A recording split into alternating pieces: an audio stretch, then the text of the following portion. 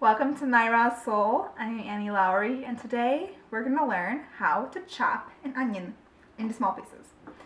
When chopping an onion, I like to think of this rule: 1, 2, 3. You're cutting it 3 different ways. If you can just remember 1, 2, 3, you should be able to cut an onion, which most of us can remember that. So the first way you're going to cut the onion is putting your knife flat and cutting it along this way. So depending how big your onion is, you might have to cut it 3 or 4 times, maybe even 5 or 6 if it's a very large onion.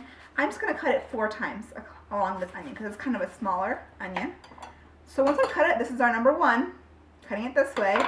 It's going to look kind of like this. There's like little pieces, it's like flat pieces of it, that if you did it out, it's kind of like a fan. You see that? So number 2, you're going to put your knife like this. It's going to go towards the root. Oh, both trick for all this. You're not going all the way. You're not cutting all the way through, or you're going to cut your hand.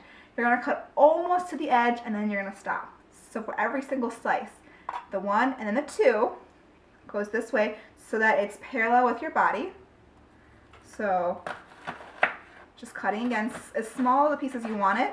That's how you want to cut it. Remember, not cutting all the way through, just cutting almost all the way through. So now, if you looked at it, you can see I cut it across this way, so these parts are kind of starting to just come apart if I wanted to. But you want to keep it together because you're going to want to chop it one more time. So number 3, this time you want the blade perpendicular with your body. So you can kind of think of it as flat, parallel, perpendicular. So bring your knife and then you're going to chop it, and just keeping the small pieces just chop down until you get to the edge. So it should be really easy. When you get to the edge, that's when you're going to have to chop a little bit more. You might have to just do some coarse chops.